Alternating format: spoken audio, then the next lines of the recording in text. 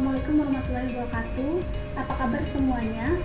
Kembali lagi bersama saya. Hari ini kita akan mempelajari materi kedudukan dan fungsi Undang-Undang Dasar 1945 yang terdapat pada bab 2 buku PPKN SMP edisi revisi 2017 kelas 8. Adapun kompetensi dasar yang harus dimiliki siswa dalam materi ini adalah yang pertama, menghargai makna kedudukan dan fungsi Undang-Undang Dasar Negara Republik Indonesia tahun 1945 sebagai bentuk sikap beriman dan bertakwa. Yang kedua, mendukung makna kedudukan dan fungsi Undang-Undang Dasar Negara Republik Indonesia tahun 1945. Kemudian yang ketiga, menelaah makna kedudukan dan fungsi Undang-Undang Dasar Negara Republik Indonesia tahun 1945. Dan yang terakhir, menyajikan hasil telaah makna kedudukan dan fungsi Undang-Undang Dasar Negara Republik Indonesia tahun 1945 dalam penerapan kehidupan sehari-hari. Sebelum masuk ke pembahasan, kita harus mengetahui dulu tujuan pembelajaran hari ini. Yang pertama ialah siswa diharapkan mampu berpikir positif dalam memaknai kedudukan Undang-Undang Dasar 1945 secara adil sebagai bentuk beriman dan bertakwa kepada Tuhan Yang Maha Esa. Kemudian, dapat mengidentifikasi kedudukan dan fungsi Undang-Undang Dasar 1945, berperilaku jujur, serta mengimplementasikan makna kedudukan dan fungsi Undang-Undang Dasar 1945 dalam kehidupan sehari-hari. Sebelum kita masuk ke dalam materi yang pertama, apakah ada yang tahu seperti apa kedudukan Undang-Undang Dasar 1945 di mata hukum Indonesia? Coba Anda jelaskan.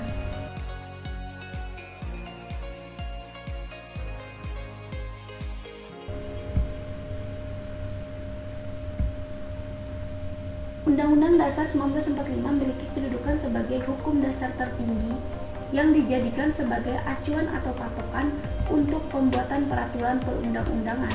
Maka dari itu, peraturan yang ada di bawah Undang-Undang Dasar 1945 tidak boleh bertentangan dengan Undang-Undang Dasar 1945. Undang-Undang Dasar 1945 diamandemen sebanyak 4 kali. Amandemen terakhir menghasilkan keputusan yaitu Undang-Undang Dasar 1945 terdiri dari 4 alinea, 21 bab, 73 pasal, 170 ayat, 3 aturan peralihan, dan 2 aturan tambahan. Sebelum kita masuk ke dalam materi sifat Undang-Undang Dasar, silakan jawab kuis berikut ini.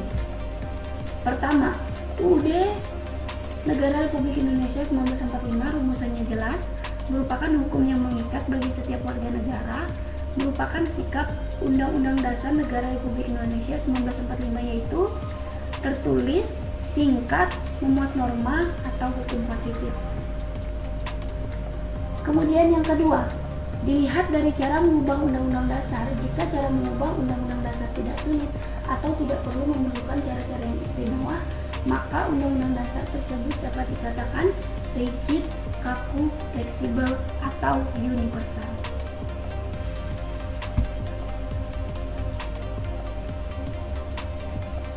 Sifat Undang-Undang Dasar 1945 adalah sebagai berikut. Tertulis, maksudnya adalah rumusannya jelas, hukum yang mengikat bagi setiap warga negara.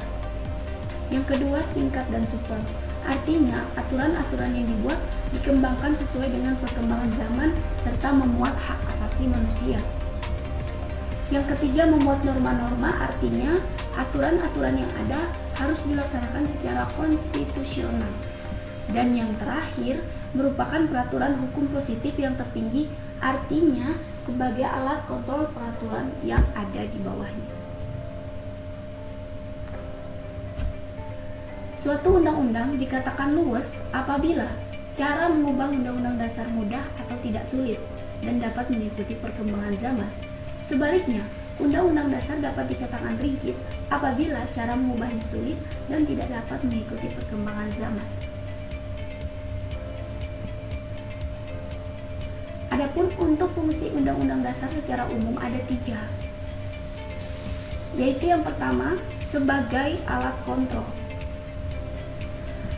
Artinya, apakah aturan hukum yang lebih rendah sesuai dengan norma hukum yang lebih tinggi, yaitu UUD Negara Republik Indonesia tahun 1945. Kemudian sebagai pengatur, artinya Undang-Undang Dasar 1945 juga berperan sebagai pengatur bagaimana kekuasaan negara disusun, dibagi, dan dilaksanakan. Adapun yang sebagai penentu, Undang-Undang Dasar 1945 artinya sebagai penentu hak dan kewajiban negara, aparat negara, dan juga warga negara. Kemudian bagaimana cara mengimplementasikan makna kedudukan dan fungsi Undang-Undang Dasar 1945 dalam kehidupan sehari-hari? Salah satunya ialah dengan menghargai dan menghormati hak dan kewajiban orang lain, ikut melaksanakan pemilu sebagai partisipasi warga negara, dan tidak membeda-bedakan suku, ras, agama, dan faktor pembeda lainnya. Untuk menguatkan pemahaman kalian terhadap materi, silakan jawab permasalahan berikut ini. Budi seorang siswa SMP kelas 8. Setiap hari, Budi belajar ilmu pengetahuan serta bermain di lingkungan sekolah. Budi tidak hanya memperoleh pengetahuan di dalam kelas, namun juga memperoleh pengetahuan di luar kelas. Berdasarkan cerita tersebut, coba kalian diskusikan. Yang pertama, apa saja hak dan kewajiban yang didapatkan Budi sebagai siswa? Yang kedua, sebutkan perilaku jujur Budi ketika sedang belajar. Dan yang ketiga, sebutkan sikap beragama yang didapatkan Budi ketika berada di lingkungan sekolah. Sekian materi pembelajaran kita pada hari ini. Adapun profil penulis dapat dilihat sebagai berikut.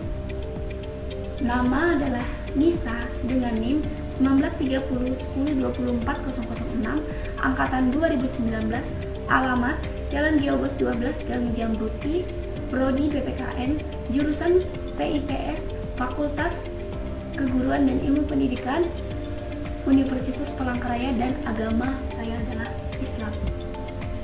Sekian dan terima kasih. Apabila ada salah kata saya mohon maaf. Saya akhiri. Wassalamualaikum warahmatullahi wabarakatuh.